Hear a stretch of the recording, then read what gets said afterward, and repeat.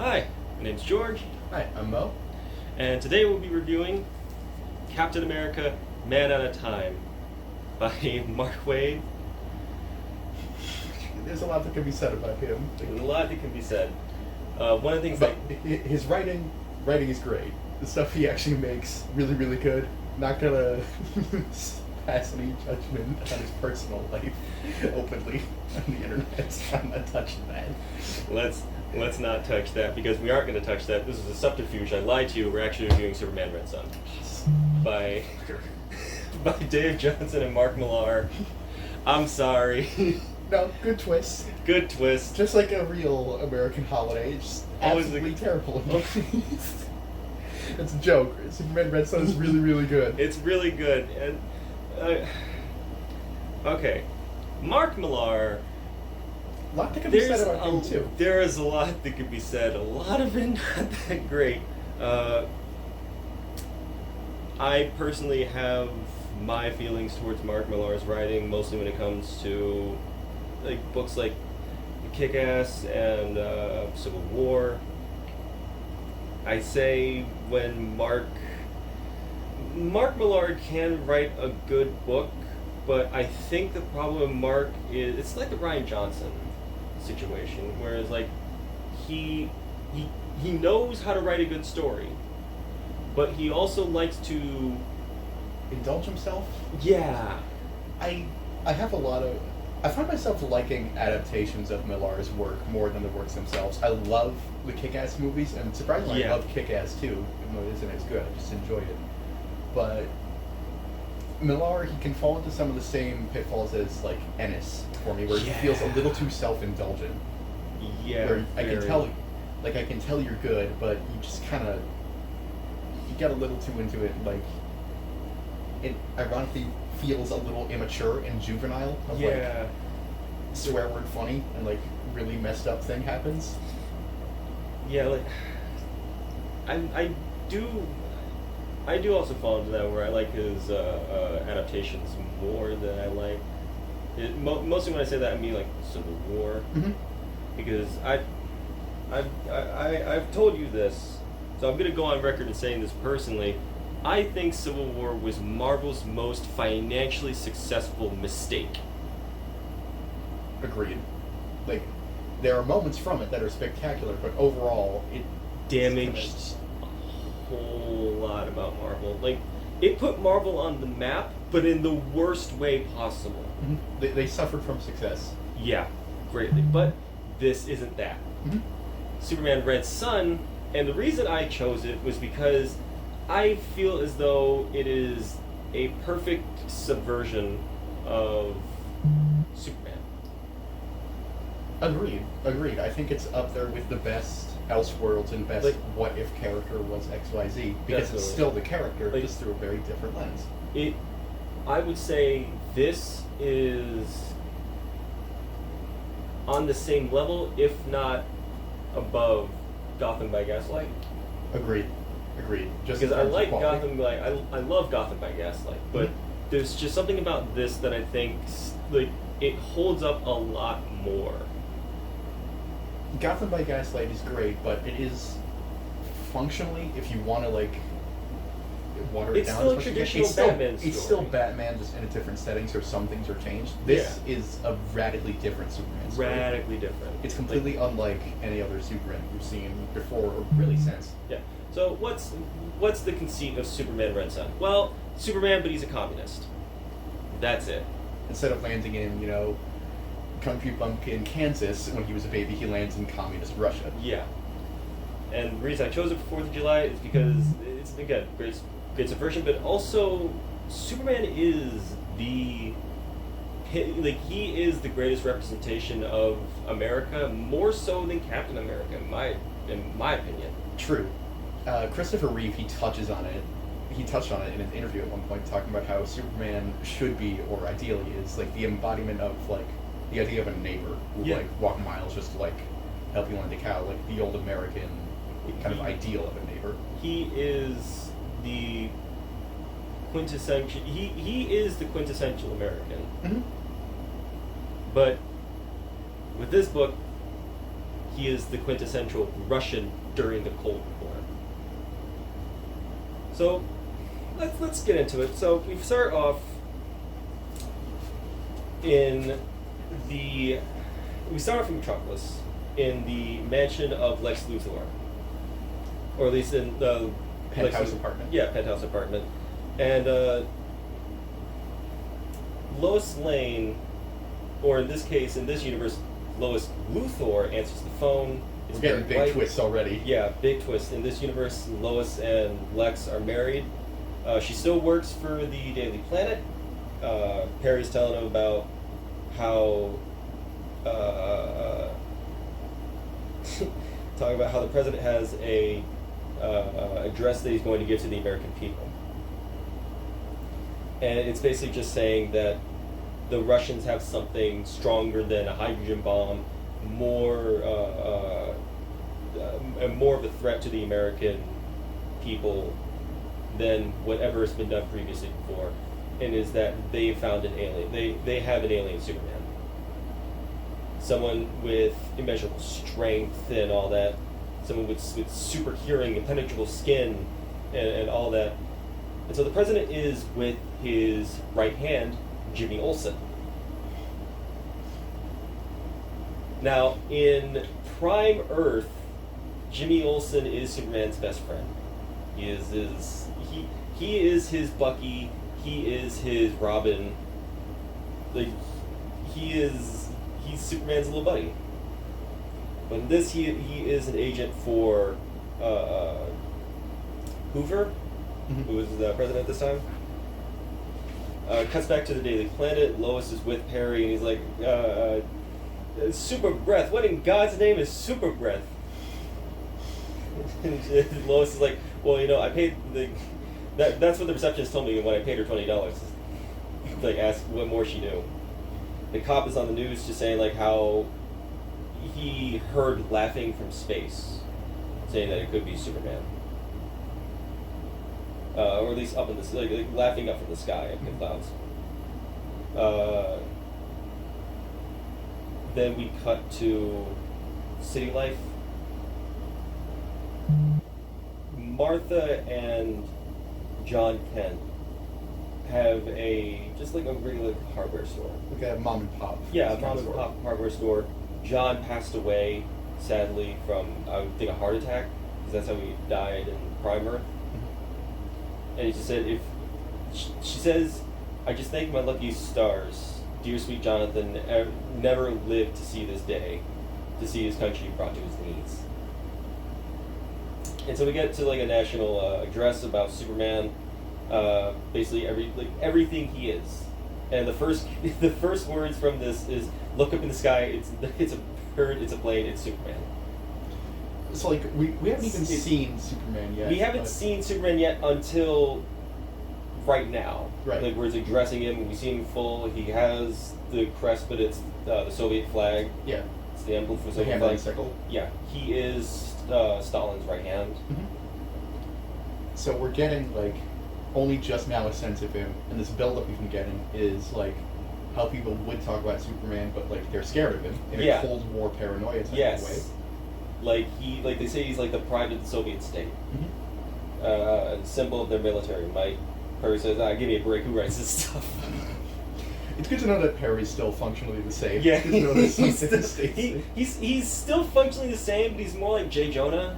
A little bit, where he's like, where in like Prime Earth, Superman and Perry likes Superman. Yeah, here he's a little more fed up with Superman. Yeah, because he's a communist. It's not like he's like an alien. He's a communist. Right. And it says, "Let our enemies beware. There's only one superpower now." Hoover is like he's having a migraine. These are like the feds, the army, and the CIA are all officially obsolete, boys and girls. Right. Call Star Labs. Get me Dr. Lex Luthor on the phone. The Cold War just evolved into a whole new animal. So Lex Luthor shows up and he's listening to this audio cassette that he built, because audio cassettes weren't they were around, but not in the way that Lex has them, because they're like big functionally like big recording type device. He has a portable. He built a portable recording device. So he's listening to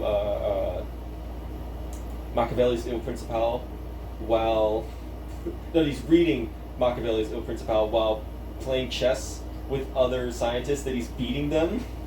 There's like a whole like table. Yeah, like a of table. Scientists sitting at a And chessboard. Luthor's just not paying attention to them, reading Il Principale and beating them. Isn't he trying to like teach himself a new language with the tape recorder Yes, too? yes.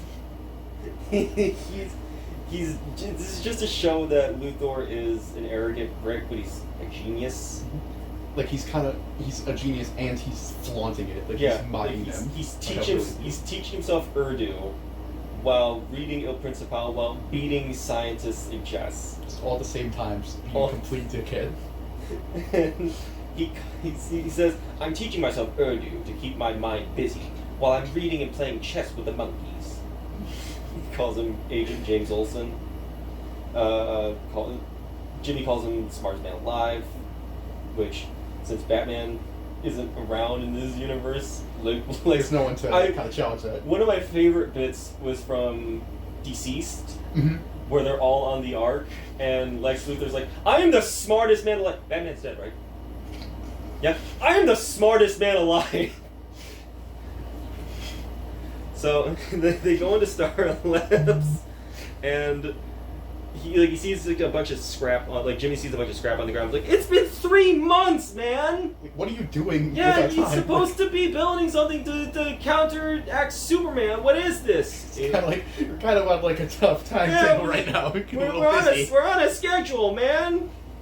It's a little serious. The situation's a little urgent. Luthor has an Acme puzzle box, like an Acme box. Like Wile E. Coyote. Like, yeah, like Wile E. fucking Coyote. Like you'd open it and just see like fireworks and dynamite. Yeah. Like, that was all his plan. This'll get him. This'll get him. Where's the kaboom? They're supposed to be in there shattering kaboom. Lex Luthor, super genius. I hope this stays in. This is staying in. But Luthor is like Jimmy's telling Lex, like, "You're wasting so much of our budget on this stuff and you haven't even done anything yet." And Luthor's like, "Here. While you were complaining, I wrote down a plan to help balance America's budget." And he's like, "You balanced the budget? Just like that, you balanced the budget, just like that." Offhandedly. While you were talking to me. While we were having this conversation. He's like, "No, I gave them the formula to balance the budget, young man. The treasury will have to punch in the numbers, but it should practically work." So, so we cut to the local news. We come back to the Daily Planet. We cut to Luthor's apartment, and Lex is watching a game show, but he has the volume low, so because he's trying to read lips, and trying to just better understand what people are saying without actually having to hear them.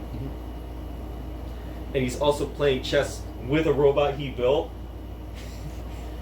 I kind of love this interpretation of Luthor because he's still as fiercely intelligent, but without Superman to actively scheme against. He's just kind of aimless. So it's just But now that he has Superman to work against, now he has to actually try. Whereas he's just kind of been flaunting his power because there's no one who's been able to match him. So he's just inventing robots to play chess against and teaching himself all these languages and just being a complete asshole because no one can stop him. So Lois shows up, slams the newspaper down. Is like, you know what bothers me is that between chess moves, while you're doing this, you're building some sort of computer system designed that you designed on your way home from work, and you're not going to have a conversation with me on something absolutely serious, Lex. You know what's happening? Russia's winning the Cold War, Lex. Russia's winning the space race. Stalin's Russian Superman is watching our every move from the sky, and we've been printing this shit for months now, Lex. And you've done nothing. And Lex is like, well, not for much longer. I mean, here's the thing. The next line you'll read, the next headline the Daily Planet will print is "The Death of Superman." aping off the 90s story, The Death of Superman. There's a lot of, like, little Easter eggs to Superman, like, canon. Yeah. But, like, not done in a way that's too ostentatious. He says, and you'll get an award-winning story by the gorgeous Lex Luthor interviewing her handsome husband, Dr. Lex. I like that he doesn't, like, say, oh, I've already done something. He's just like, oh, I'm working on it. I'm working on it. Like She's like, no, she's got him dead to rights. She's like, you've done nothing. He's like, and you're like, I'm thinking on it. Come on. Yeah. He's just totally dodging the question. Look, we live in a penthouse, woman. Come on.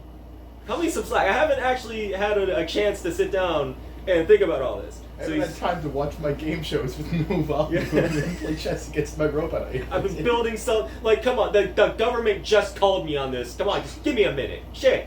And so he's reading the newspaper, and I love when comic books have newspaper print and you can actually see it. They don't actually fill it in with any actual, like, articles and shit. They just, like, put a bunch of fucking gobbledygook. It's either, like, scribbles or lorem ipsum. It's either scribbles or reused text from the last paragraph they wrote, script, or Laura's Ipsum. But he's like Luthor's reading the paper, like Daily Planet, Sputnik, Metropolis, Space Race, Sputnik, Globe, Metropolis. Oh shit! Good grief! How could I have been such an idiot? And it's just like, what is it, Lex? What's wrong? And so he's like. Yes, this is Lex Luthor of Star Labs. Yeah, clearance code 1357305 Bravo. Yeah, give me to the president. And what's going on, Lex? And he's like, sweetie, this is a private call with the president. I don't need any interference. He's totally putting on a show just to be a dickhead. Yeah, and he's like, hey, Ike, how's it going? Look, it's Lex here. Look, I'm gonna need $10 million, 100 technicians, and for you to crash Sputnik. Can you do that for me? Yeah, of course, I can wait a minute. And so we cut to Metropolis, and Sputnik is crashing down into Metropolis. Superman is stopping a train from running over a poor woman. I guess like a child, because it's like a teddy bear down there. Yeah, like there's. Oh, yeah, it's a girl. It's turned into a meme, but like there's the iconic like panel of Superman like stopping a train with a kid on the tracks with a teddy bear. It's like, yes, it's this bit. It's like a kid, Superman, a fucking train. A fucking train. So he's like Superman's having like this inner monologue, and it's like like he's basically talking about his current situation. Like, they called me a soldier, but that wasn't true. Like, I wasn't a soldier. I just fought for what was right. As Sputnik is like crashing down in Metropolis, people like horrified seeing this. Superman goes down. He's like grabbing it. He's literally gripping onto the metal. He's like, Sputnik 2 weighs about like 5,000 pounds. Like, I could have easily taken this out with like a calculated blow, or vaporized it with heat vision, or slowed it with my super breath. Instead I chose the most exciting move. I took the most exciting action. He's showing off a little. A little. Because, come on. He's still doing his job. Like, he's still saving lives. He's very straight-laced. He's like, shoulders squared. He's showing the might of... basically what he's doing is like... he's showing off to the Americans that not only is he able to stop these threats, but he's not solely in the Soviet grasp. Like, he is a man of everybody. He just follows the Soviet ideal. Right. He can do whatever. He can go wherever he wants and do whatever he wants, but he follows the Soviet deal. Yeah. So the giant Daily Planet globe starts falling and is about to crush a child with a balloon. But Superman stops it and then gives the child back his balloon. Lois Luthor is there, and she sees this, and they both look at each other, and Superman's like, 6 million lives spared, and an incident that may have sparked a war has been averted. She felt it too. I know she did, from the increase in her pulse rate to the micron of extra perspiration on her skin, but neither of us could act on the impulse, not while she's wearing a gold ring on her finger, and a creased photograph of a somber, red-headed scientist in her purse. Meaning, she has a picture of Lex in her purse, but he's sad. Do you think he gave that to her? Do you think it's like the only photograph she has? I'm thinking it's their fucking wedding photo. Like, because if it was from the cover of a magazine, he'd be smiling. Just yeah, because he's. shitty. But no, I'm thinking it's their wedding photo. That's my guess. Yeah, you know what? That tracks. And he says, like, centuries later, after 1,000 interpretations of this meaning, a famous poet would write an alternate history of our lives where Lois Luthor and I became lovers. But that doesn't fucking happen. So here I go, just burning back the Daily Globe onto this thing. Luthor is looking at us like, magnificent, isn't he? Absolutely magnificent. I knew these random acts of heroism wouldn't be confined to the parameters of Mother Russia. And Jimmy's like, what He made did all you this for a stunt? Yeah, this was a stunt. Yeah. Like, he just wanted to, he wanted to see what Superman would do if he would, like, let those people die in the name of Mother Russia, or save them in the name of, like, in the name of humanity, right. Not just for Mother Russia. But he's like, James, like, how would you know you would save us? And he's like, mathematics, Olsen, pure mathematics. Duh. And he like plants the. It's like he's like walking by, he like plants the binoculars he was watching them with on his chest, and like walks off like dumbass. Jimmy's a great character in this because you can tell just how fed up he is with Luthor, but he won't say it because he can't. He's like the president's right hand man. Yeah, so like people like celebrating Superman and Stalin. Superman hears a chemical plant on fire, and so he like goes off, and then we meet one of Stalin's illegitimate children, Pyotr, which in this universe is Pete Ross. Mm-hmm. Which in Prime Universe is Pete Ross, but this is Pyotr Raskovich, I believe. And, and he and Stalin are talking like, he's got the attention span of a spastic 2-year-old. So, Mr. Comrade Stalin, he won't even sit through his own parade. Like, what's going on? And he's like, what's he supposed to do, Captain? Stand there and grin like an idiot while he can hear people screaming for their lives?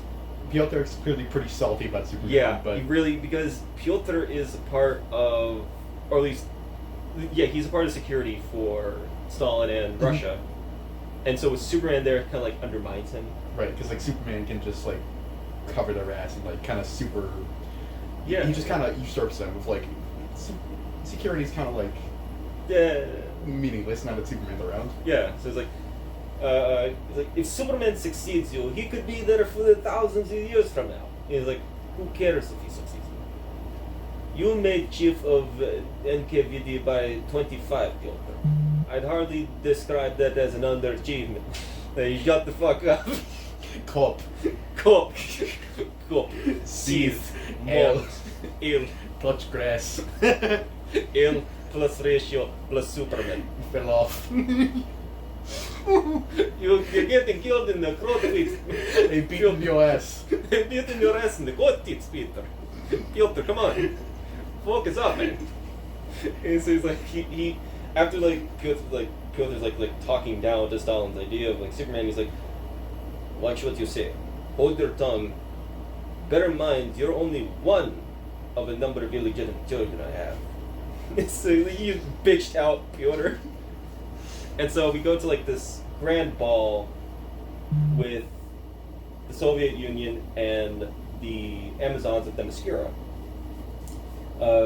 Stalin's talking with Hippolyta, and Superman is dancing with Wonder Woman. And they're talking about how this could be the start of a union between the two. Not just of like Superman and Diana, but like Themyscira and Russia. Yeah. Superman leaves that party because it's actually a party for him. It's still part of his parade, but he hears gunshots going off. And what he hears is Pyotr in a farmland shooting a scarecrow. And so he's going, and the two are like talking. Like he goes there and the two are talking. Pyotr's drunk. He's got like a bottle in his hand. Yeah. He's just kind of sloppily playing target practice. Yeah. But he's like hitting his target. So he's still good. Is like the two just have a conversation where Pyotr is just airing it out to Superman. He's like, fuck you, like, you don't know shit, man, like, what, like, you mean, like, the stranger meddling in my affairs? Like, believe me, Superman, you're the last guy I want to talk to and my problems with. And he's saying this, Superman put the Scarecrow's head back on and Pyotr shoots it again. He's like, you're the opposite of Marxist doctrine, Superman. Living proof that all men aren't created equal. Because Soviet Russia and its ideals is that everyone should be made equal. Mhm. But since Superman is there, it is proof that They are. yeah, Because he's above everyone. he is above equal. So as like he's doing, he's shooting the Scarecrow down. Piotr talks about how he assassinated two dissenters of Stalin's rule. A woman and a man, and the only one left alive was their son. And so he shoots the boy in the arm, and the boy like whimpers off. Well, he kind of gives him this look, and he just walks Yeah, away. he gives him a death stare, and he's like, the kid looked me dead in the eyes, Superman. You know what I saw? I saw my fucking life flash before my eyes, man. Yeah. What the fuck was that? He was like 5. Yeah, Piotr's talking about this, and like, even though he's drunk, he's talking about how he's kind of creeped out by this kid. Yeah. Who doesn't like, you know. And the face, like, seeing his parents get shot, he didn't, like, cry or anything. He just fucking scowled at the man. And he's like, don't fucking walk, run. Shoots him in the arm, but he's like, fucking... He just keeps walking. Just keeps walking. And so he barely even reacts to being shot. It's just like, it's creepy as shit. Yeah. And so, like, we cut to, like, he says, like, what's with something like that, how would that affect the boy? And the boy's, like, sitting on the ground with bats surrounding him. Ooh. So Peter's like, I can't fucking do this anymore. Like, I'm sick of getting my hands dirty for a man who won't even admit I'm his own flesh and blood. Cocks his gun, puts it to his head, fires, but Superman quickly catches the burning bullet Right. in his hands. He's like, I'm not gonna let you do that, dude. Like, you're drinking heavily, man. And maybe you should just cut it. Yeah, you should sleep this off. Yeah, just sleep it off. Just go to bed, vomit in the toilet, sleep it off. And then Peter throws the gun at him, like, damn you! Like, he talks about how he's upset that he arranged something. And while he's saying that, like, he hears somebody shouting for help in Moscow. What's going on is Joseph Stalin had a heart attack. Superman shows up, but it's far too late. Joseph Stalin's dead. Oh, so Roslov. Yeah, that was Pyotr Roslov. Mm-hmm. Well, the day after Star Labs is unveiling their newest Superman deterrent. Lex Luthor calls it Superman 2. And it is this malformed looking Superman with a giant, like, US shield on his chest. While this is going on, Superman's giving a public statement about Stalin's death and how he doesn't want to take on the role of leader of the Soviet Union. Because it's not something he wants to do and be. Like, he just wants to be its protector, not its ruler. But as this is going on, Superman 2 is showing up as this is happening, and Superman, like, he shows up in his Superman suit. He's like, pardon me if my English isn't perfect. I'm afraid I've only learned the language 10 minutes ago. But you're on off-limit shoulders, you're off-limit, comrade. So he blasts him with his heat vision. As he says, like, not if you understand. Right. But all he can, like, say is, like, in grunts. Like, he's not speaking properly.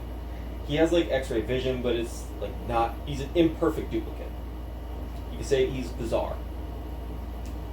Hey.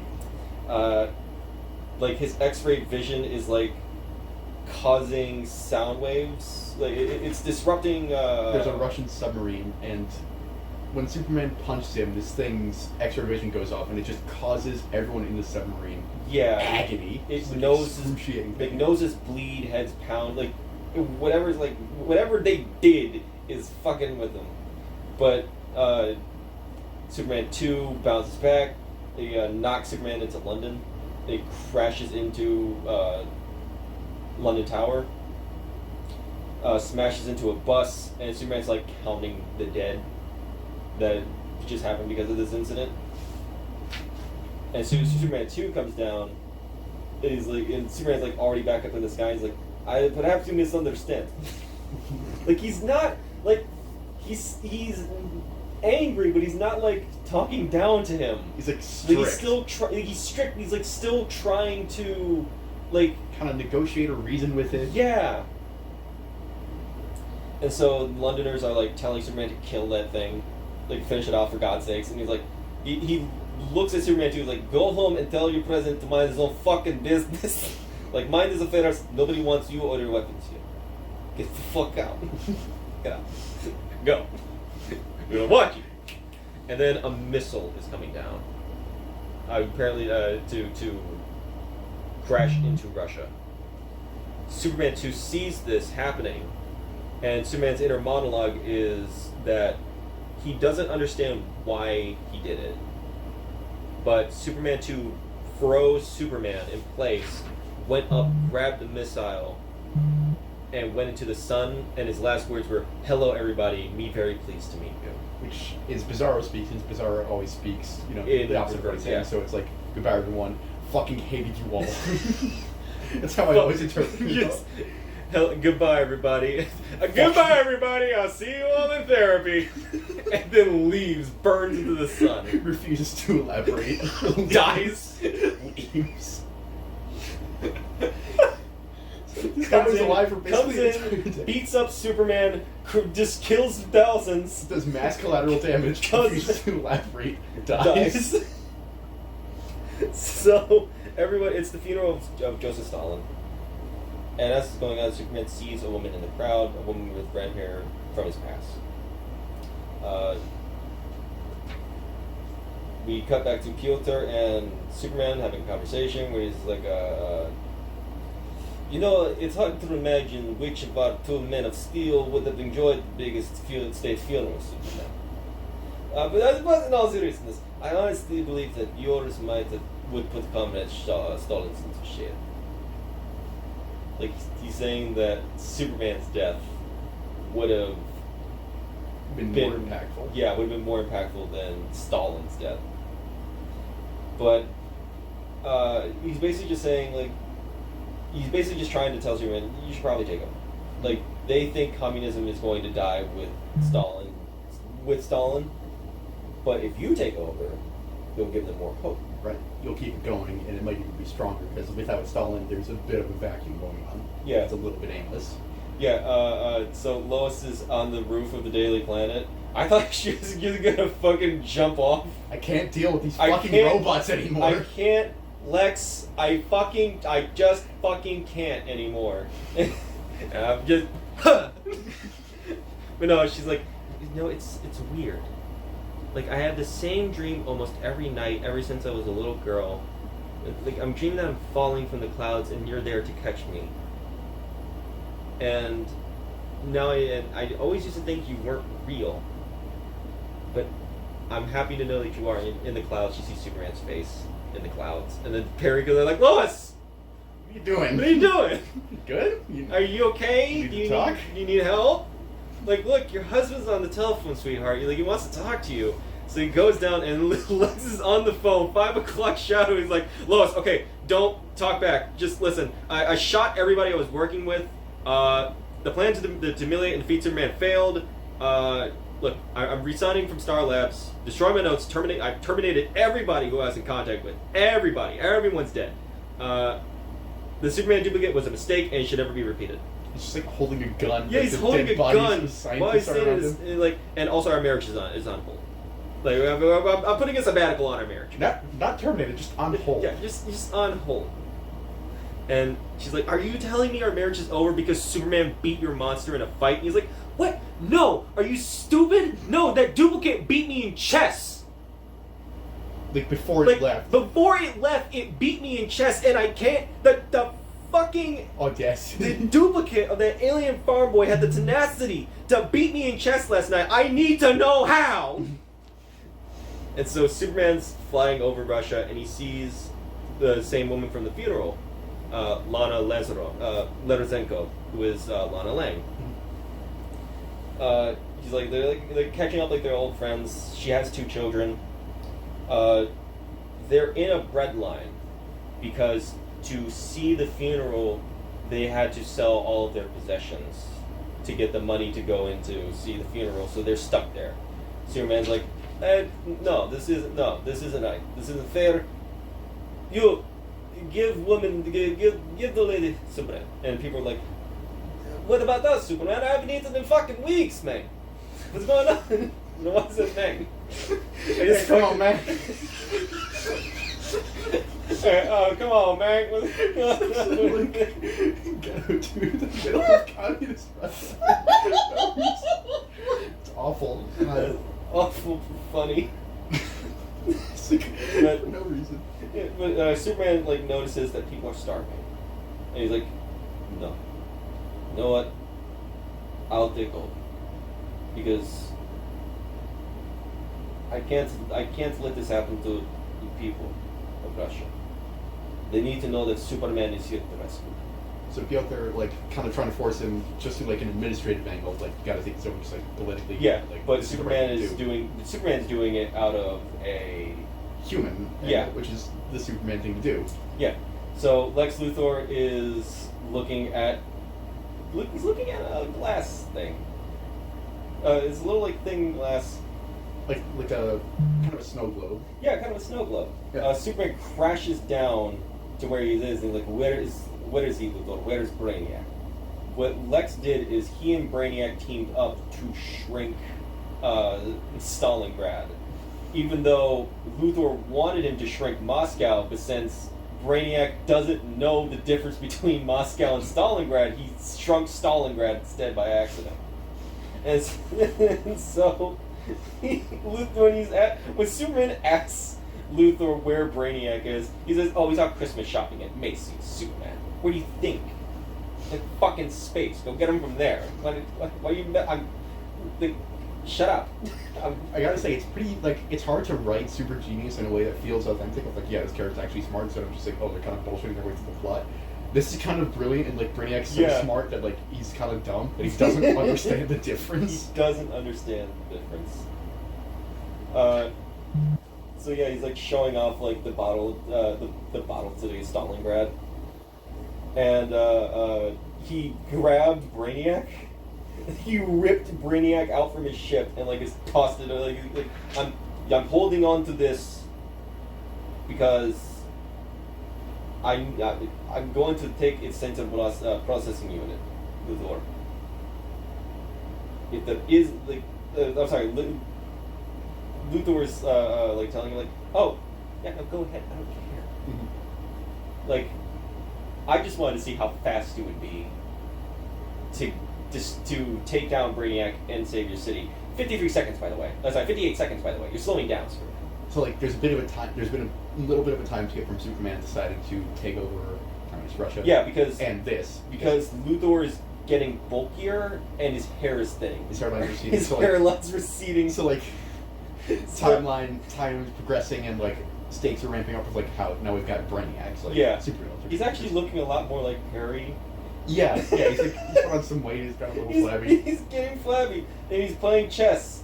He's like, knight to b3, incidentally. That's a checkmate. Table 81. And he zaps the person sitting at table 81 and table 90. And the guy sitting at table 92 is like, oh, God, I'm back. shit. I saw him kill the postal dude with electricity. And so they're at the Museum of Superman.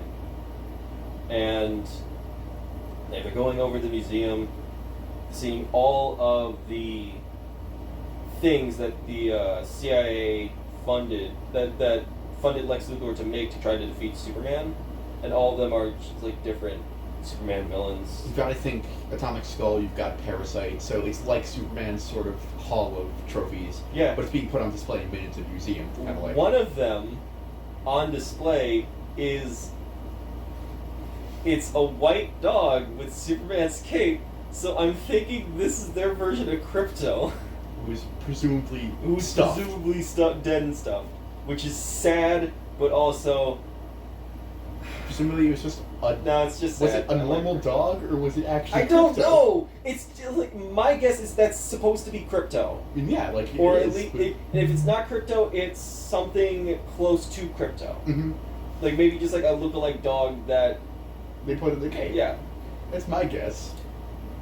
I mean, I don't know. Krypto's a Kryptonian dog, so how would you kill that? Right, it's weird and fucked up no matter how you think about it. Yeah, It's no matter how you think about it, it's weird and fucked up. But we see that Superman has guards there to like control the area. One of them has like a chip in his head, and the guy's like, a guy is there. And it's specifically like pointed to this guy in like a hat and trench coat. He goes over to the bar where he sees another guy, like a janitor, sweeping up, who has the same thing in his head. It's an implant. Yeah, they've got like these kind of metal. It's the shape of Superman's shield on it. It's a lobotomizer. Mm-hmm. It's made to make them more obedient, more docile. Yeah. Be like. And so this guy is talking to the bartender. He's like, "Fireworks display is almost ready. Just remember, I was in here drinking when someone else lit the fuse, right? You understand that? Yeah, the usual gringo. I don't understand. Get the fuck out." He's like, "Also, pay the man's tab. Put it on. Pay this man's bill and put it on my tab." And he leaves, and the bartender's like, "What the fuck? You don't have my tab. Yeah. What the fuck, liar?" And it turns out that that man was this universe's version of Batman. Oh, Batman. Bliatman. Bliatman. And he's a terrorist in this universe, which I guess would make sense. It makes sense in this setting. Yeah. So he's like, he put a device in the museum telling them, like, the totalitarian oppression of Superman is over. Like, I'm going to blow this thing to hell. Get out while you can. Batman out. And that's like Batman out. This is Batman. And so Soviet guards with like a chopper coming down and firing him on Batman. Batman's like leaping through Superman's like crest that he like had built onto a building. So he's like swinging down from it, which is sick. I want to say this is based off something Jim Lee once drew, but this I don't think does look Jim It Lee. feels like it is. It might not be. It could just be influenced by it. Yeah. But you get like a look at his outfit where he's got like ammo pouches on his chest. He's got like a really big, bulky really belt. sick. But yeah, the firing down on Batman. Batman lands on a guy's car, and I would presume takes him out. And like they have riot team showing up to try and take out Batman, but it was disguised. It was actually just like a puppet. Yeah, it's a dummy. Yeah, it's a dummy. It's a fake Batman. And so like, it's Piotr enters into the room like, "Where were you, Superman? When that Batman was here, what the fuck, bro? The 5 bombs were detonated tonight, and my men can't find fingerprints. What happened? What's going on?" He's like building a statue. How is this happening? And so it's like, Piotr's like, "You need to kill this Batman person." And Superman's like, "No, there'll be no killing people. Like, you might run the KGB, but I'm the one who runs the country. You understand that? You have an understanding with one another. You know who signs your paychecks, bitch. Who wears the pants? Who's the the pants boss? in this relationship?" And so Piotr's like, he's basically just like, "My father was 10 times the man you would ever," and then he stops him because he hears a train is about to collide. 2 trains are about to collide with each other, so he goes down and he stops them. Themyscira and Soviet Russia they've unionized. They've become They've reached one. an alliance. Yeah. And so a lot of states have started, countries have started to align themselves with Soviet Russia, except Chile and the United States. Mm-hmm. Those are the only 2. There's a shipping barge that went up in flames. Superman and Diana take care of that. And you could tell Diana's like trying to get with Superman. Superman's just kind of like absent-minded. He's like, I'm trying to help the people. Like, stop getting in pants. Stop it. Yeah, she's like she's laying it on pretty thick, and Superman like he's notices just enough, but he's just kind of dismissive of it. Because he's more focused on the cause and of saving the people than he really is about focusing on the relationship. Mm-hmm. Which I think that is a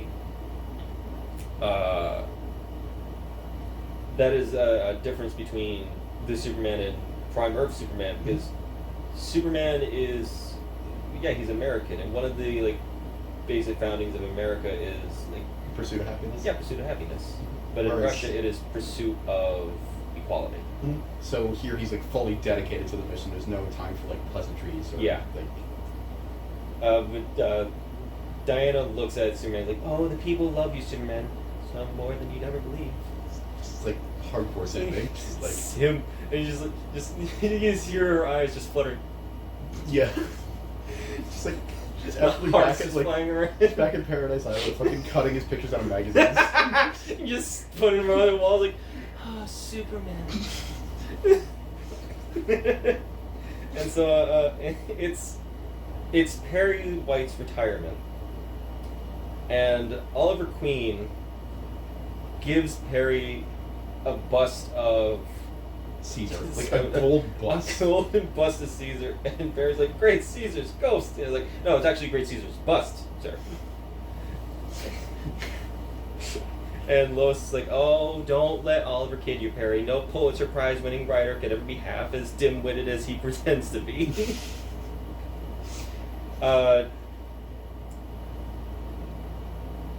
You have this woman like taking Perry's pictures, like big smile for the retirement photo, Chief. Give me something I can show Barry to prove he was here. He was here 2 hours late. He wasn't here 2 hours late. Oh, sorry, to prove that he was here 2 hours late, because I'm pretty sure, even though it's not shown, maybe Barry Allen's the Flash, or they're making a joke on the fact that Barry's cover for being the Flash is that he's always just like an hour late. It is also. I think it's been a recurring joke. Like a few before. minutes It was in the series, like in the CW series, a running joke. Like in the first episode, like before he got his powers, was like, Barry, like, why are you like 20 minutes late? And like, what's your excuse this time? And he was like, oh, just hit traffic. And they were like, you said you're late because your car broke down. Explain to me why that was a bad excuse. I don't own a car. I think that's what he asks his mom in Flashpoint when he's like trying to like when he's in like the future and he sees his mom's alive and he hears the Captain Cold's like doing some shit. Yeah. And he's like, "Do I own a car?" Mm-hmm. And his mom's like, "No." So Can I borrow yours? I don't know where it started, but I do like the joke that before it becomes the Flash, and Barry's just like constantly late. Yeah, I love it. But with Perry retiring, Lois takes over. And she's like, "So, look, Lois, you're not getting any younger. Like, when I first saw you, a young, spry thing with a husband, but now, like, the husband's not right. How would you find yourself like a regular guy?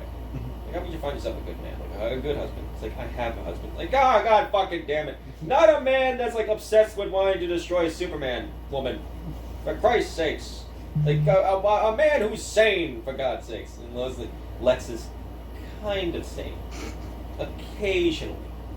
He's not. He's not insane. complete. He's mad, but not insane. Like, that's her defense, is that he's only somewhat he's only He's not somewhat completely crazy. unhinged. He's not completely insane. But she goes to LexCorp Industries. She shows a robot wearing green and purple, which would be Lex Luthor's super suit color. And he's like, "Yeah, Lois Lane. Oh, sorry, Lois Luthor. I'm just going to see my husband since it's our wedding anniversary." So they go Which down. is really, really sad. It's Really just, like, so sad. many Jimmy ways. passes by her. He's like, happy 23rd anniversary, darling." And he's like, "Oh, Lois, wonderful surprise. Apologies in advance for not buying you anything, but, I've been reading 13 fascinating books this morning. Leave the usual present on my desk, and we can talk about it later. Just give it to my assistant. I'm working on shit right now. Just give it to my assistant." And so she's like, "Lex, look, we gotta talk. Don't you ever stop. Like, this is, like, we were supposed to just have a regular fucking wedding anniversary with dinner, but now you're bringing the president along and his wife. Like, can't we just have, like, one day by ourselves?" And like, "Oh, you don't understand, Lois. Like, Jack tells me Brainiac and Superman weren't the only aliens who visited Earth. there seems to be another alien who crashed in Roswell, New Mexico back in 1947. And the United States of America have an extraterrestrial of their very own. And she's like, fine, fuck, I don't care. No, fine. Bring Norma Jean and Jack to dinner if you want. I don't care anymore, Lex. So she leaves, and he's like, oh, but of course, you stay, of course you still care, Lois Luthor. Why else would you have chosen me to live your life with? He's like, I guess you're right, Lex. Maybe I am just a one-man woman. But in her head, it's Superman. Shining image of Superman. Yeah, in her head it's Superman, but in reality it's Lex. And you can tell just how much she's demeaned, like how small Lex is in her mind compared to Superman. She just cannot stand cannot it. stop. Cannot stop falling in love with Superman. Their marriage is hanging on by a thread. It's not even. It's hanging on by like life support. Barely. Not even on life support. It's hanging on by like thread and a wish. But Superman and Wonder Woman are taking care of something in space, and Pyotr is in a car with his chauffeur. His car gets T-boned and knocked off the road by another car. It turns out that this was planned. What happened was Pyotr was actually taken to the Batcave. And Batman's talking with Pyotr. He's like, I heard you wanted to see me, Commander. What's interesting about the Batcave is that, like, instead of Batman's, like, trophies, it's got a bunch of, like, American stuff. So, like, instead of the giant Joker card, it's got, like, kind of a tattered American flag hanging. Like, it's actually, I think a sign from a diner. It's actually pretty interesting. I don't think Batman is a capitalist. I don't think he supports capitalist ideals, but no, I think it's just anti-communist. Yeah. Mm-hmm. So he has all this like Americana, mm-hmm. and he's the Empire Hotel sign. He has a rip-off Big Boys mascot in his thing, and of course the American. Like, I think Devil Pig. It does Big Tony. Yeah. But he's like talking with Pyotr, and he's they're basically just like, look, you don't like me, I don't like you, we don't like this Lex Luthor character, but look, we got to fucking kill Superman, okay? Like, he's fucking a whole lot of shit up for the both of us, man. Like, you help me, I help you, you scratch my back, I scratch yours. And Batman's flashing back to when Pyotr shot his family, and he's like, big deal. But once this is over, you're going to be buried right next to Superman when I'm done. Like, you're going to follow Superman into an early grave. And Pyotr's like, yeah, you mean you can try? You can try? Bet. Big bets. I'm putting all the chips down. So it's having this celebration for Superman's birthday. You have Dr. Savania's there, who is a Shazam villain. Right, he was in the new Shazam movie. He was in the Shazam movie. He's been like Shazam's arch nemesis. Yeah, like before Black Adam took over the role as Shazam's arch nemesis. It was this guy. Yeah. It was Savannah. But Savannah's just like some Russian underling. It's just some scientists. Mm-hmm. That's it. The fireworks go off, and they're like, "Holy shit! Look, Batman!" Savannah's like, Mr. Superman. Now, understand, please. I did not at all plan for this sort of fireworks display. It was supposed to be in your emblem, not the Batman logo. Right. And seriously, like, shut up. He knows who did this shit. Just let him handle it. So Superman goes off, and they meet with Batman at this place, which was where Batman's family held their rallies. Rallies, and they also like refugeeing for like people who dissented from Soviet Russia, who dissented from communism and Stalin's rule. And Batman has Wonder Woman tied up in her own lasso, and so she's like calling out for Superman's help. Batman, as he's like, Superman looks into Batman's body and sees he has like a bomb in his chest. And Batman turns on presses the button, and red lights show up. And Superman's, oh, sun lamps? Ah, wonderful. Like, let them run for like a few thousand years and I might get the heat flash. And then Batman socks him in the face and he's instantly bleeding. He's like, how did you get so strong, man? He's like, Batman's like, you really don't get it, do you? Like, we looked at the conditions of how you came in here. We looked through your ship that you came down here in to try and find weaknesses, and we realized your weakness comes from your own home world. Your red sun is what is killing you. And so he's like beating down on Superman, like beating the shit out of Superman. He puts on brass knuckles. Yeah. Like spiked brass knuckles. Spikes brass knuckles, and he's beating the living hell out of Superman. Superman's like trying to fight back, he hit him with a board, but like Batman bataranged him in the back of the head. And then he's KO'd Superman, dragged him down to a cellar and locking it. And Superman is talking with Diana. He's telling her, like, you're my oldest and dearest friend, Diana. I'm begging. You need to break your lasso to free yourself. I need you to help me. And so she gets the strength and courage to break the lasso, destroys the generator that was fueling the red sun lamps. Batman is like, oh, it was fueled to that betrayed you, by the way. Boom! Blows Blew himself up. The lasso is tied to Wonder Woman's life. So it's tied to her youth and life. So when she broke the lasso, she separated that tie, causing her to age rapidly. So like she's like older, like her hair's she's white. grayed. And she's like, so like I don't know. Something just kind of switched off in my head. And Superman's all you can say is, I don't know if the lasso thing's like a thing in Wonder Woman lore. I think it is just here. I think it's made. Batman makes a reference to it being made from the Girdle of Submission. Right. So maybe they're like kind of like combining the two. I think so. Yeah. Because like the lasso is like an item she like just acquires. Like it's not a thing. It's kind of tied to her. Yeah, it's something I believe in old Wonder Woman lore. It's something that she acquired through time.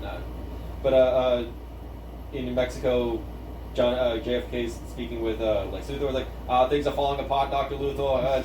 The United States hasn't experienced this kind of social unrest since the Civil War. And shit's fucky. I don't like what's going on right here, Mr. Luthor. I need help. I've always said nothing bad ever happens to the Kennedys. Well, something bad is happening to the Kennedy right now in front of you, and I need your help. And Luthor's like, oh, Jack, I'm afraid you won't be getting my vote next time. Next election. Sorry. But they go over to the ship of Amin-Zur, the Green Lantern. It's got a huge Green Lantern crest. Just a huge Green Lantern ship. Bigger than what the ship canonically looks like. Because, like, it's like a small it's an escape pod. It's a small escape pod. No, this is just a straight... It's like almost submarine level. Like this is a blimp. Yeah, like, this could very well, like, house... Like, it's almost the size of the Enterprise. Like, it's a whole ship. Like, you could straight up hold the entire Green Lantern Corps if you wanted to. Like, how the hell did this crash... Like, how is there, like, a New Mexico left? I don't know. Maybe when the Silver Surfer ripped his guts out in Marvel Ruins, and that like knocked out the power supply to the fucking. We're gonna talk about Ruins, man. It's like an MSU. Oh, you like Marvels? Oh, you like the Marvel universe? Like having reference? Oh, fuck you. What if it was edgy? What if now? Hold on. What if Spider-Man got radiation? Then he fucking died. What do you want, man? Like, oh wow. What if a regular person got radiation? Oh, he fucking died. Oh, what if a person was given like ungodly amounts of gamma radiation? Oh, he turned into a fucking teratoma and die possibly. Oh, what if the Avengers were like the Black Panther? First of all, tasteless. Very tasteless. Do that. Second of all, do that. Don't make T'Challa just some black guy and then also kill him, which is insulting and just morally bankrupt. All of it. But he basically just like JFK is giving Luthor the rundown of how the ring works, He's like, oh, the ring's attached to it was attached to his alien's third finger. We've basically found a way to mass produce. Like, we broke this thing down and we can mass produce it. Like, we finally figured out how it works. Yeah, we figured out how it replicate works. So now we can replicate it and give it to soldiers. And Luthor's like, what you're looking at is a weapon, friend. Like, that's what this is. This isn't some sort of newfangled key or anything. This is a weapon that we could use to kill Superman. And while this is happening, Russia is having a full-blown, like, gang war. Like, people are no longer siding with Superman as much as they used to. Like, we're Superman... seeing dissenters of, Yeah. like, random people putting And on... Batman suits. Like, spraying his symbol on the wall. And I've always loved the line, anarchy in black, which just... God, that's so really edgy. I love good. it. That is really good. It is really edgy. But, we cut to the bed of Wonder Woman and Superman. Diana's, like, still just, like, haggard and old. She's kind of recovering. Yeah. Like, she's kind of bedridden at this point. Yeah, Pyotr Roslov is giving her tea, and we see that he's been chipped. He's been made obedient by Superman. He's got this big kind of, like, twisted, forced smile on his face. Yeah, it is almost Joker-like. Yeah. Yeah. It is really, really great. And, like, His eyes look a little, like, bloodshot. yeah, Lana Lazak, I can't remember. Lana Lang sees it, she's just horrified. But it turns out that Superman is actually... Also, I love this. It's really brilliant. Like, the art in this, like, the inserts, it's like... It's the Big Brother is watching you. Like, Big Brother's watching, but it's Superman. And he's watching you. It's got, like, these glowing red eyes, like... Which... It's a perfect balance of, like, this communist Russian totalitarianism, like, with Superman. Really beautiful. I want a poster of this. Yeah, yeah. They I find great really ways want- to make, like, Superman super ominous in this story. But Yeah, because we're seeing a man who's kind of like being worn down, like his own ideologies, like kind of falling apart in his hands. Yeah, like he was just supposed to be a savior, not a soldier, not a leader, a savior. But now that he's in this role of leader, like he's like it's kind of crumbling beneath him.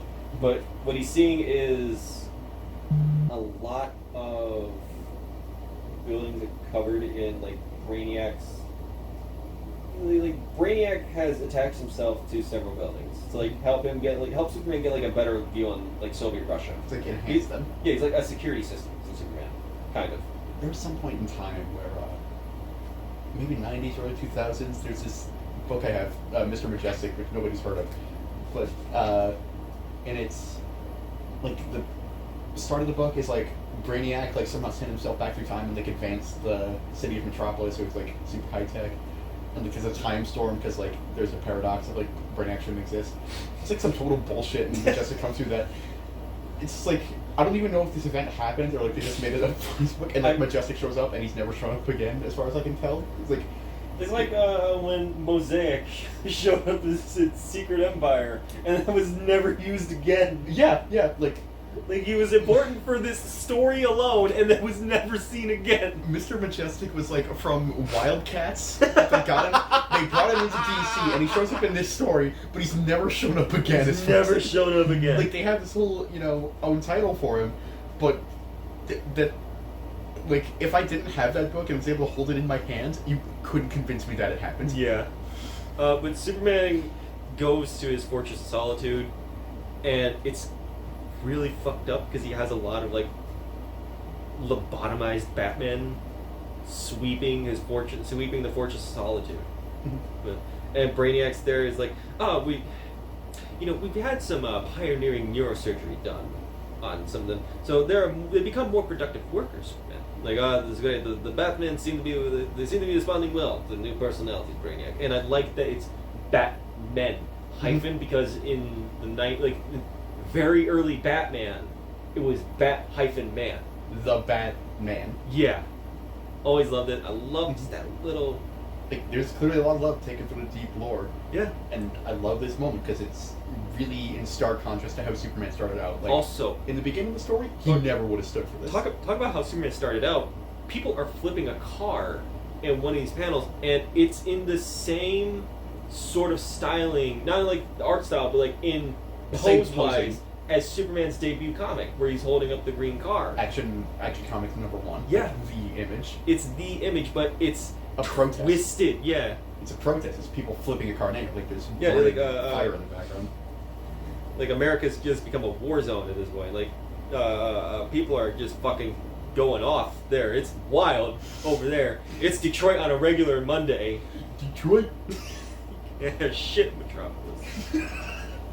You can't, man. You Motherfucker can't have stole my shit super- in Gotham. Motherfucker stole my Superman. Can't have shit in Metropolis. Shit, in Metropolis. You know, there's gotta be in the DC universe. There's gotta be like just a constant tag on like Twitter of like only in Gotham. Only in Gotham can one be held up for money by a former DA. Came outside and Killer Croc crushed my fucking car. Only Only in in Gotham. Gotham. Hashtag only in Gotham. No running water because Mr. Freeze froze the city. Only in Gotham. Why hasn't somebody made that a Twitter handle? Like, why why- hasn't somebody done that already? Why isn't this just like a recurring like little, you know, I don't know, like little comic strip, just like a recurring video, like only in Gotham. Only in Gotham. Like how Like, Scott, fuck, I might do Right, that. like, you know and how I'm a Scott- terrible writer. you know how Scott Snyder had fucking Gotham is a recurring theme? Yeah. Only in Gotham. Only in Gotham. Only in Gotham. Like, Gotham is crime.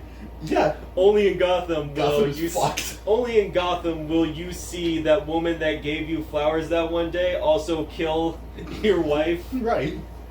You- And well, she'll be she- dressed as like a giant daisy. Only in Gotham. Yeah.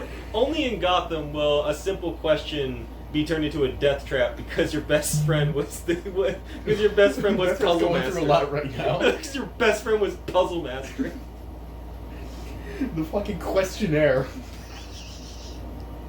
Only in Gotham. But like Superman is sitting in a room alone with with a machine playing chess with him. So slowly, Superman is becoming more like Lex Luthor. It's kind of clearly getting to him. Like, Yeah, it's like- bugging him. He started like at least a little buy into what Luthor is kind of putting out. Yeah. Because when we first started out, he just didn't really pay Luthor any mind. He just dealt with his schemes. Yeah, he just sort of just dealt with it and left it alone. But now he's sort of like, he's getting into that mindscape that we would see regular Lex being in, where he's just like alone, contemplating. Kind of actively bothered by it. Yeah. And Lex became president. Just He's completely bald now. bald as shit now. He's got like the ticker tape parade with balloons. Lois is Jimmy Lois is there Olsen, next to Jimmy him. Olsen was his vice president. Lois is sitting there. Well, Yes. Lois Lois is not sitting happy. while Lex and Jimmy are standing up in the car. waving. We did it. And Lois is just sitting there. Four more years. She was fucking miserable. Miserable, pissed off, and people are burning effigies of Superman in the middle of the street. It's like the sheer contrast between it. It's pretty brilliant. In 2001, President Lex Luthor ceased trading with the rest of the world and created a strict internal market where he had absolute control over every dollar bill. Lex Luthor couldn't stand the people. Like everything else in his miserable life, this was just the first stage in a master plan to finally eliminate me. Becoming president, building all this shit, lead-lined walls like that, this was all just to fuck with me. It's like, I like it. It's kind of weird because not only is Superman slowly becoming more Lex-like, he's also becoming what Pewter was originally. Yeah. Because he was just like spiteful, disdainful for Superman. But now, like, Superman is now becoming he's becoming paranoid and spiteful to Lex. Mhm. But he has every right to be because Lex is trying to fucking eliminate him still. It's really interesting because like we're finally seeing Lex achieve his goal of like getting in Superman's head and like it's affecting him now. Yeah. But Lois is packing up her desk at the Daily Planet because print media is dead. Thanks, Lex. Thanks, Lex. Fucking piece of shit. I want that to be this universe's thanks, Obama. Thanks, Thanks, Lex. Luthor. Thanks, Lex. No, they just call him Lex. Like, thanks, Lex. Yeah. No, it'd be even more fucked up if they call him Alexander. Thanks, Alexander. Because wasn't that his dad's name? I think so. Alexander Luthor, yeah. I will say, just like brief, I know it probably would have like taken away from the story. I would have killed to see Reagan in this story. Oh my god. Well, I think my favorite Reagan. I don't know about this whole... I don't know about this Superman. But I do know about this market economy. Reaganomics. That's the only thing he's worried about. The Superman's ruining the No, economy. I've got a plan. It's called Reaganomics. I have this plan where we are going to stop the war on crime, and the war on drugs by making Superman the enemy. We're gonna buy out all the criminals. I think my favorite Reagan story is that like he sent his dog to like a beauty school and it came back and like mauled like his wife and daughter or something. He's just like, instead of saying like, oh god, that's awful, he's like, I thought we cured you of that. I thought we cured you of that. A fucking weird response. God damn. Well, he's called Brainiac. Well, we have this thing. Oh, I know. Let's call that man. What is this? Mannonite. What? Brock. General Ross. General Thunderbolt Ross. And Lex that's like... Wrong continuity. Wrong continuity, Hey, James. sir, you're reading those comics again. His name is General Lane. Like, it would have taken away from like the series of the story, but I know, it but I so would have fucking loved funny. it. Because Reagan was a big part of the space race. Yeah. Like, even though like we always associate JFK with space race and also the Cuban Missile He was a Crisis, big part of it. Reagan was still a part of it. Like, the Space Wars program was the Star Wars program was a thing because of Reagan. Even though that couldn't go anywhere because literally a thing in the Geneva Convention that said you cannot make space weapons. You can't do this. You can't do this.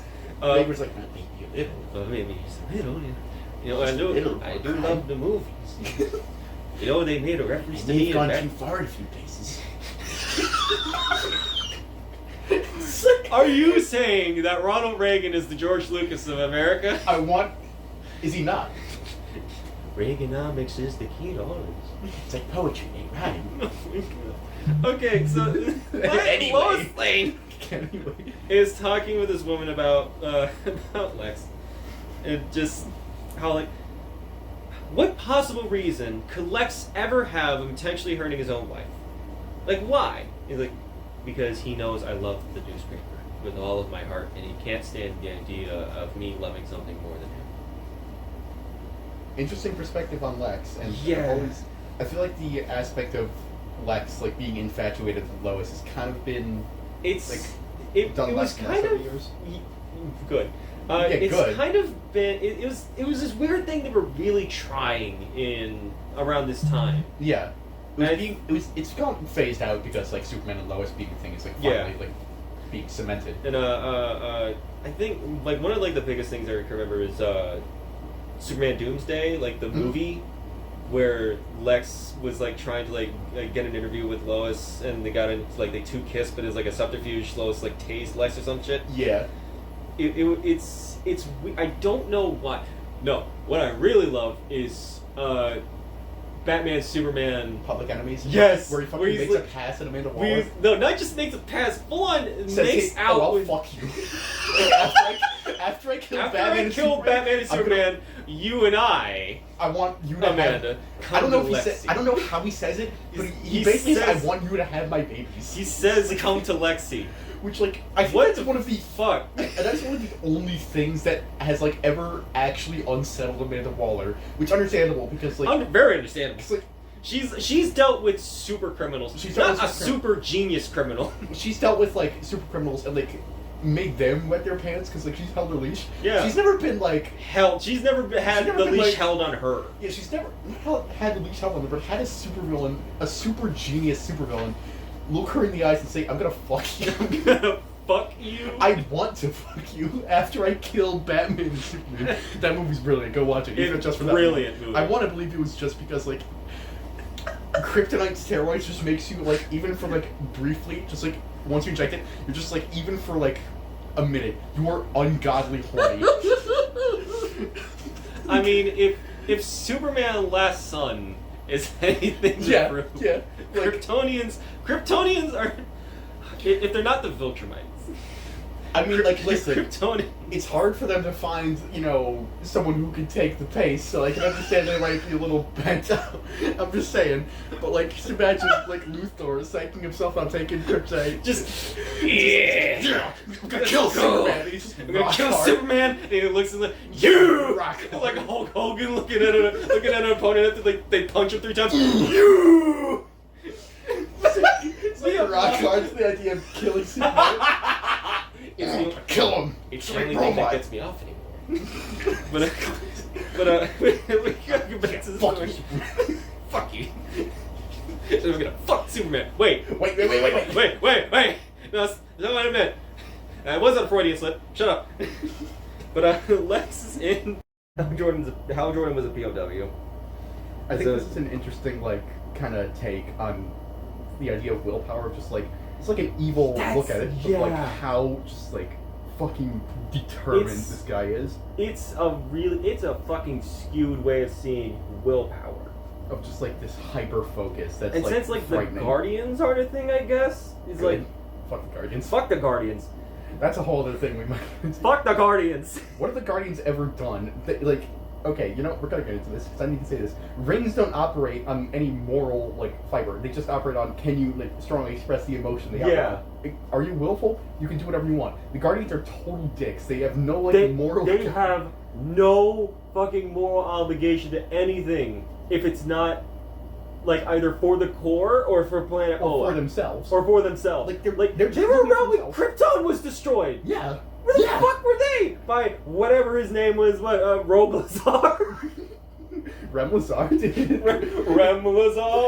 Remlazar did 9/11. Remlazar did Krypton. No! Where was Remlazar? He was on Krypton. He was in the car looking blowing up.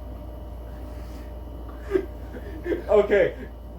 So it's just the Guardians just sit around. There's 2 people, Roglazar and Remlazar.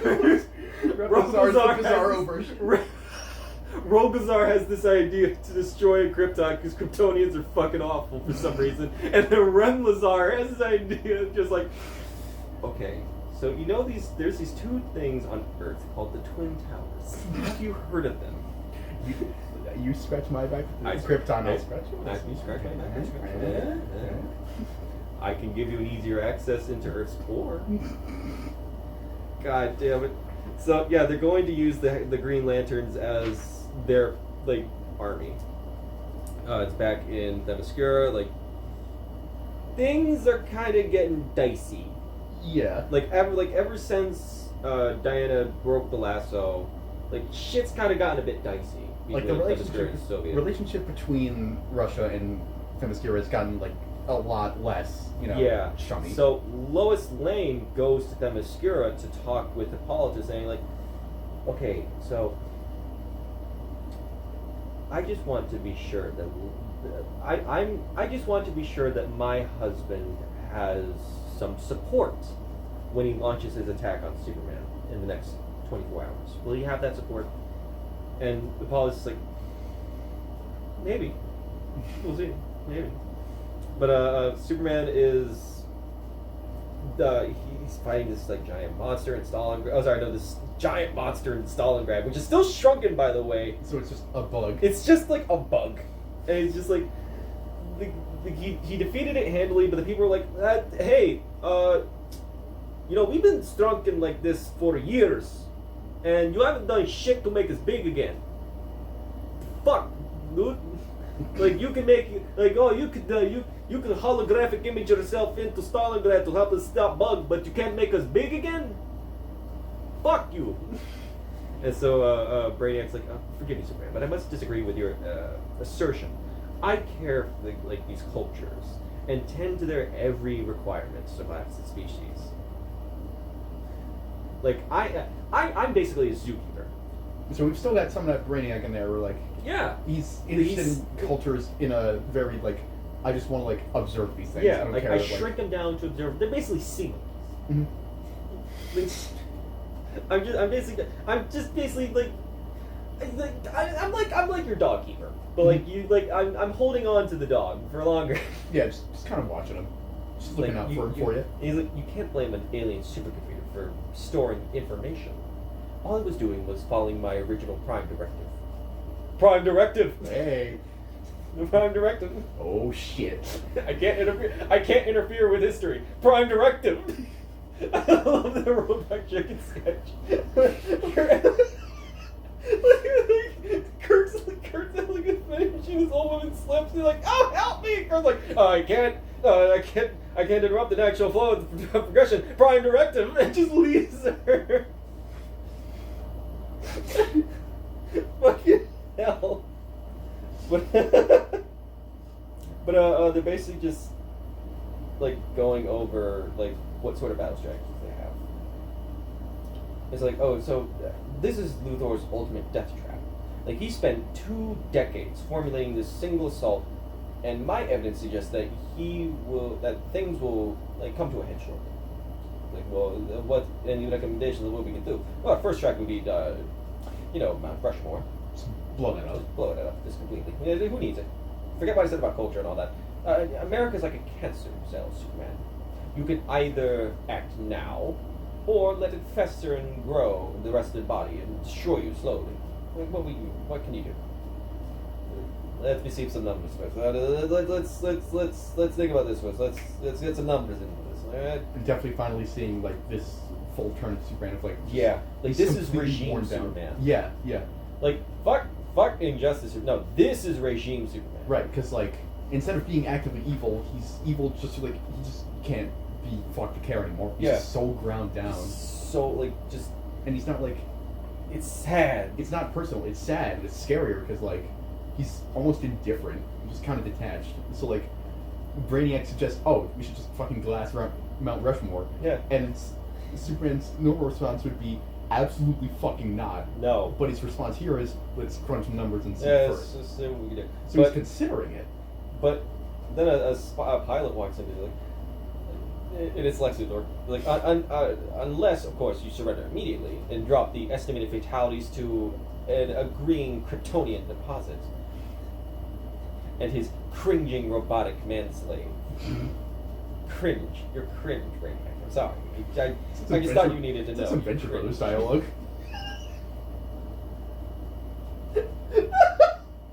You're very cringe, Brainiac. I'm sorry. I know we worked together in the past, but you're very cringe. I'm based. I am based. Look at me. You are not. I'm based. I'm handsome. You are cringe. Your hair? Whack. Your clothes? Whack. Your shoes? Whack. The fact that you can't smile? Whack. Me? I'm fresh as fuck. But me, I'm tight as fuck. He says, congratulations, Superman. You successfully identified one of the 2 most famous faces in the Terran firma. So the Green Lantern Corps show up, and they spout the Green Lantern Oath. Again, in this context, absolutely horrifying. Yeah, it's because like, it's not just like a police force that's being ruled by it's like this is a military. It's a military force, which I think was what they were in Earth 1, to an extent, or were they still just a police force? I don't remember because. By the way, fuck the Guardians. Yeah, fuck the Guardians. But fuck them. The only thing they ever did was make the Manhunters, and they fucking slaughtered people. Yeah. So like, even when they tried, they failed. So they're at the Superman Museum. It's Crypto again, way in the back. Right. Also, Doomsday. Darkseid. Darkseid. Why did I say Doomsday? Darkseid. Yeah, they've just got. Well, I mean, like a statue of Darkseid, which like. Does that mean he killed Okay, so wait, hold on. Like, no matter what that is, like, putting him in there, cute Easter egg, but like that implies a lot of things. Yeah, that means the new gods exist, and Superman killed Darkseid. Yeah. Maybe, or defeated him. Or has at least encountered him. Maybe he also felt like a dinosaur, so maybe he went to Dinosaur Island. Right. I don't know, but Luthor's is basically shit talking Superman. He's like, oh, so this is your famous winter palace, and hardly surprising you haven't had a date in decades, Superman. Oh, what was that woman's name? Wonder Waitress. flipping stuff to even fucking say. If you want to read this book for anything, read it for Luthor. He's Yes. Oh my brilliant. god. Luthor is the fucking best in this book. Like, I'm just saying, like, just word for word, we're putting funnier words in his mouth, but even just still, just reading it just fresh, his shit is hilarious. It's funny, and like the things we've been like putting in his mouth are things he would say in this Yeah. book. Like, if he were us in this book and we were Lex Luthor, we would be saying, Yeah, he would be yeah. saying the things we're saying now. But since we're not Lex, since we're not geniuses, he's saying what we're saying but more elegantly. Yeah. Like some of the things he says, like some of the roasts he's like on it, like they're brilliant. They're like, fucking brilliant. yeah. And he's like, "Are you ready to lock horns with the most dangerous mind in the world, Superman?" And so Superman, the Brainiac, like grabs him by the neck and like pulls him back, like Brainiac. Superman's like, "Brainiac, what the hell are you doing?" And he's like, "You would have committed suicide for 14 minutes, Superman. Like by my calculations, he would have said some shit that would have fucked you up entirely, dude. Like I was doing you a favor." And so the Green Lantern Corps come in to attack. Superman just like starts making just like quick work of the Green Lantern Corps. They trap him in a box. They trap him in a safe. But Superman just like, easily breaks out. Superman grabs the ring off of Hal Jordan, and then the Themyscirians attack. So they've picked a side, and Superman immediately blasts at Wonder Woman. Like he visions Wonder Woman. He's like, "You made this choice, princess. Like I didn't make the choice for you. You made the own choice." But like they're still fighting back. Like everything's happening. There's Doomsday. Yeah. So like. Okay, so I'm guessing he dispatches Wonder It's Woman. also Livewire. So what happens is he dispatches Wonder Woman. Then we're seeing like on the lawn of the White House, we've got like these helicopters, these choppers, and you've got all these Superman rogues jumping down and saying like, "Let's go, one last stand, boys." One last final fight. It's Atomic Skull, and he's like running. Atomic Skull, Doomsday, Parasite, So they mentioned Livewire again. So they mentioned before that the CIA like funded all these. Like, Yeah, they funded all these. So wait, Doomsday. Hold on. Like, Yeah, does that mean Doomsday was a like he was created by the U.S. government to stop Superman? right? Because like, Or did they find Doomsday and somehow manage to like turn him against Superman? Either way, that's awesome. Yeah, because like Doomsday's origin is fucking incredible. Like, Yeah, like he was like a creation made. Was he made by Kryptonians, or was he made by some other race? it was an alien scientist who was just on like a hell world. He like had a baby, and like he would inject his baby out into the wilderness and like get it I killed. have this child.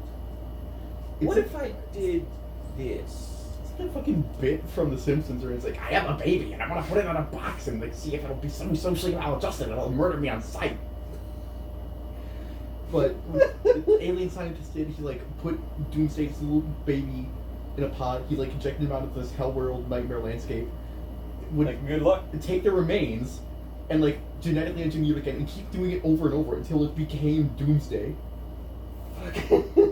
Did you not know that? That's Doomsday's origin. like, yeah, I that's was trying to fucked. remember. No, like I knew that. Is just I was trying to remember if it was like a Kryptonian creation or not. I think it was an No, unrelated it's just alien scientist. unrelated He just gets alien. murdered and just like Doomsday just blows up the planet. They get sent to Earth. So, Jimmy's screaming at Lois like, "Forget the fucking plan. We gotta get you to safety." And she's like, "No, Doesn't matter anymore. I don't care. it doesn't really matter."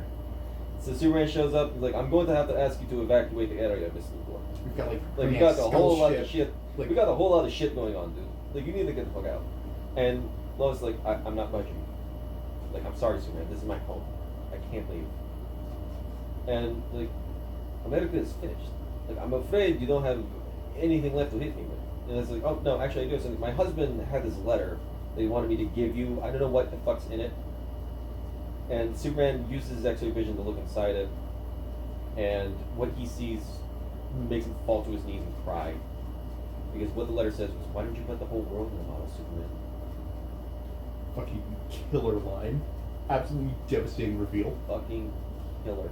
All it Brilliant. just a simple line. A simple line.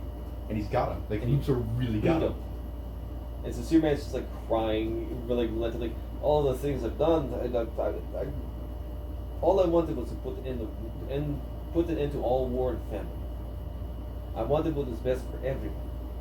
You have to believe me. Like she finally looks at the letter and then sees Brainiac's ship blowing up, and Brainiac's like, "Oh, I'm sorry, Superman. Look, I didn't want to tell you this, but I was using you, you jackass. I was using you, you fucking idiot. And now I'm going to just finally Kill let you. it all out. Just end this all." And Brainiac blasts Superman, and just like, don't die calling me a monster, Superman. It's important that you realize you and I are exactly the same kind of creatures. God, like there's a lot of really good lines in these. Some of these really make you fucking think. Yeah, and like this is one of the best like. Because What there if? really is no difference between Superman and Brainiac in this story. Yeah, they don't just make Superman a communist and do like a surface level version. Like, no, of this. they actively try to, like, okay, what would a die in the wool communist Superman be? How would he act? How would he develop? How would somebody with the morals of Superman be like? How would he be with the teachings of communist Russia? And like how would his story play out? So juxtaposing him with Brainiac and showing that they're exactly the same. It's really Yeah. But Brainiac starts losing power because Lex Luthor shut down his heart. He says like, "Your move, Superman." So Superman goes in, just kills Brainiac dead, and then it starts to, like the ship starts to detonate, and Superman takes Lex Luthor out of the ship.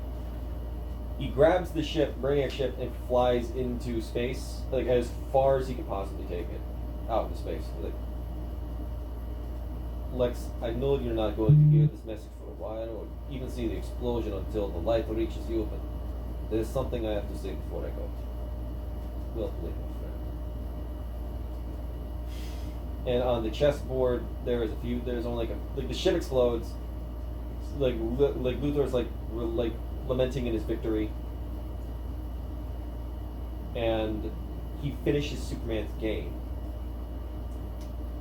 I think Superman was either playing blacks or white. I think he was black, so he checkmates it with his checkmate Superman. Then it's the future.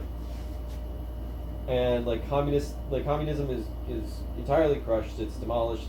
it's abolished. It's Like abolished. it's a bit of a montage. Like we're moving a little quickly. Yeah, to like wrap just things quick, up. just to wrap things up. Lex Luthor dies. Like he's asked by somebody, like, "So, Mr. Luthor, what is your greatest achievement?" And Lex just says, "Defeating the alien, my boy. What in the world could possibly compare with saving my people from Superman?" It says, and with a smile on his face, Lex Luthor died. We're getting like really, really far into the future at this point. Yeah, he's got liver spots. Yeah, He's it's old. Like, there are like robots all around. And so we're going to like the funeral of Lex Luthor, and Lois sees this man watching it, and just watching the funeral from a distance, and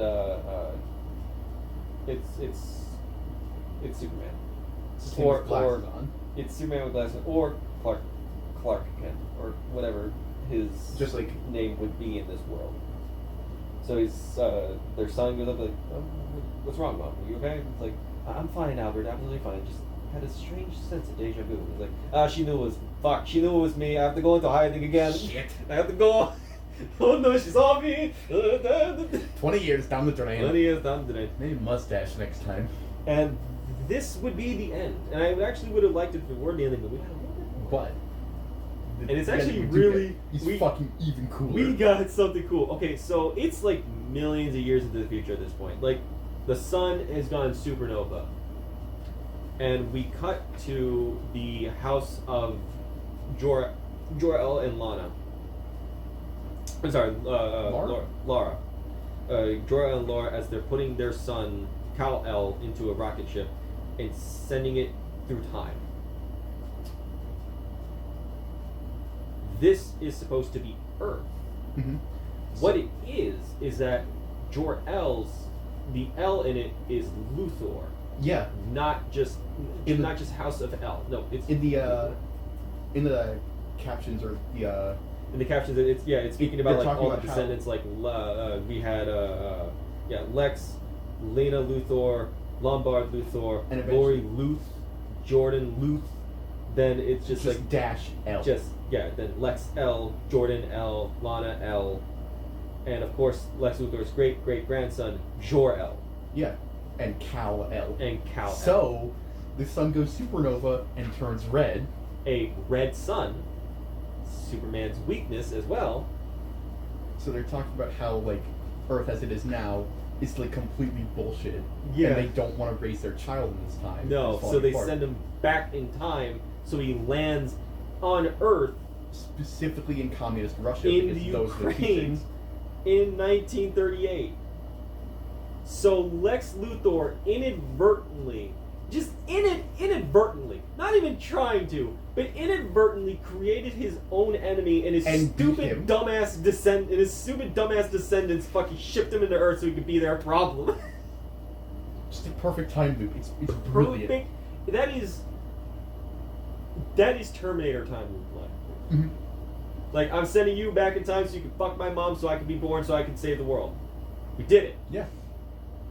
Like time travel in stories, especially around this, like can often like ruin a story because like okay, then how do the rules work? But here it's perfect because like it's just Because- a brilliant in a book full of brilliant reveals. This is an incredible reveal. It's just like It's that bow at the. It's just the Mhm. bow on the present. It's like you said, it could have ended before that, but the fact that it does just makes it even better. yeah, and we also get some really great sketches by Dave Johnson. One of my favorite is what Superman would have looked like in book 3, because Superman in book 3 has a goatee, like Zod. And his suit isn't really a suit; it's more of a uniform. It's more of a uniform, militaristic. like Zod. Just like Zod. I would have been awesome if we saw like any sort of reference to General Zod in Yeah. any sort of way, like another sort of Kryptonian. But from what we have,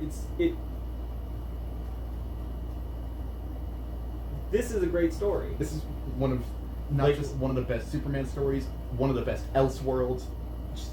This is top tier stuff. To me, this is like this beats out Old Man Logan and stuff that Mark Miller's wrote. Oh, for sure. I don't like Old Man Logan much anyway, but Like I like Old Man Logan because I like it. It's Unforgiven. It's a western. I like westerns, but I like ideas in it. I like it in a vacuum. Overall, not crazy about it, but like we've said, Mark Millar kind of hit or miss. Hit or miss. definitely You- hits. you- When he you- hits, he hits. Yeah, you really gotta be into his stuff to really like. 'Cause Yeah. me, like it's hit or miss with me. But now Superman Red Sun. What did you think? Pure Kino. Just like I said, this really is one of the best Elseworld story because every character is like such a great, like twisted version of themselves while Yeah. still being themselves. Like it's like I think the only characters who still really like stay themselves are Perry and Lois. Yeah, which is brilliant. Luthor is very much still himself. Oh yeah, Just but it's a weird like it's a weirder Luthor. Like, it's not Yeah. like it's not like oh I'm gonna become the president not because I want to be the president but because I want to fuck over Superman. yeah, Like no, he became the president because he wanted to be the president so he could save America and also to fuck over Superman. right. Like normal Luthor like wants to fuck over Superman because like he wants the authority for himself. Like you should listen to Dan Harmon's rant about Luthor, which is brilliant. Just about like how he calls Superman a Harvard graduate on a galactic scale of like how he's got all this power and then like acts like he's super humble. I don't fully agree with it, but Dan Harmon's really brilliant and it's an interesting perspective. So Luthor, as we normally see him, like wants to kill Superman. Here, he really just wants to beat him Yeah. and like do it in a way that like Like his entire goal is to just beat Superman because and like prove his own ideology superior. to me I like to me my preferred Lex Luthor isn't evil Lex Luthor. Like it's like I love megalomaniac supervillain Lex Luthor, super genius Lex Luthor, but Mhm. I actually more kind of like a Lex Luthor who sees Superman as a challenge than like a threat. Mm-hmm. I liked in New 52, like, personal bias because, like, I grew up in New 52 and I love it, but, like, in New 52, New Thor, like, thought Superman was virtue signaling and doing these good things just to look good and get the credit. I see now, Superman. You're one of them SJWs. Is Oh. it Superman? Oh, you have Superwoman now. Oh. Oh, you're all woke. Oh, she's your cousin. Oh, how woke, Superman. How woke are you, Superman? Like, at some point, Superman goes missing, and Thor he buys... takes over. He takes over and buys the Daily Planet building just to get the cape and wear it. It's like the lead scene for Spider-Man 2! Yeah! Joe is wearing the Spider-Man 2! But, like, he gets, like... He builds his own super suit with the goddamn S shield and flies around and he's Superman. I just want to Dickhead. see that scene from Man of Steel. Like, what does that mean on your chest? It means hope. The S stands for hope. Just want Lois I don't want Jesse dead in the Eisen- eyes, just say like, no. No, it isn't. I don't want Jesse Eisenberg to do it because it feels like it stands. It stands for hope. Get it? It's a hope. Now I'm actually surprised you didn't catch on to the subterfuge earlier, because I'm wearing a Superman shirt with a giant C on it, which Superman was created in Cleveland, but also communism. You did win this, you fucker. Gotcha, bitch! This one. I was waiting for it. Dude, you do not understand. I was waiting for just the right person. Fucking checkmate, George. Alright. I was doing. I'm gonna go fly your car into the sun and blow up and die. Well, I mean, I have nothing else. Like, this is it. All of this. My entire channel was just for this bit. I can die happy now. Like, all of it. The videos, me putting it on my Twitch. No, all of it was just for this bit. Was it worth it? Yes.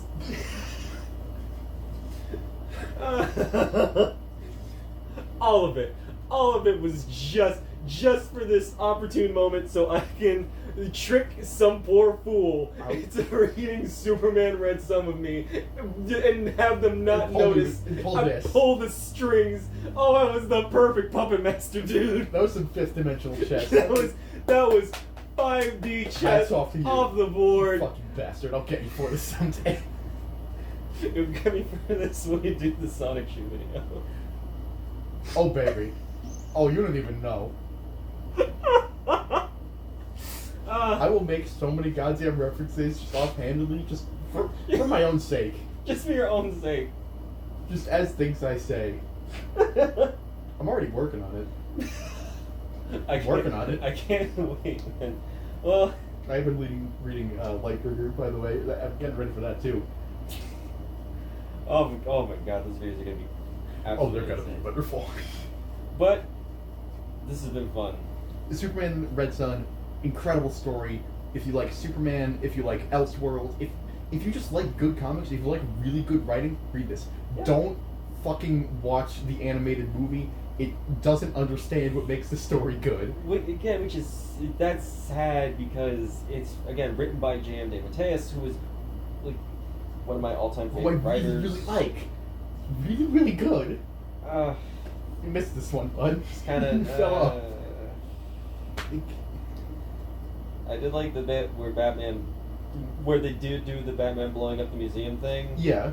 Only it's just Batman left people inside instead of like fucking letting them leave. Yeah. And then blowing it up. Yeah. Which is kind of fucked, bro. But you know. Yeah. Like, okay, that's not what Batman does, and kind of like it makes him like. I mean, it's not Bruce Wayne. But it kind of also takes away like his teeth in his argument against Superman. Like, oh yeah, okay, yeah. Cool. Like, I'm not trying to kill you. I'm just trying to like dismantle your power and like, completely like. Yeah, just topple you. Like, yeah. Like, yeah, sure, cool scene. Batman blows stuff up. Great, ruin the story. Yeah. I'll put a link in the description where you can get this book if you want it. Really, there's nothing else to say except Happy 4th of July! Welcome to the Italian nightmare. You got a 4th of July pranked, bro. We read a communist book on 4th of July. Get got. Suck it. That was I'm George. Well, thank you for watching. Thank you so much for watching. Oh.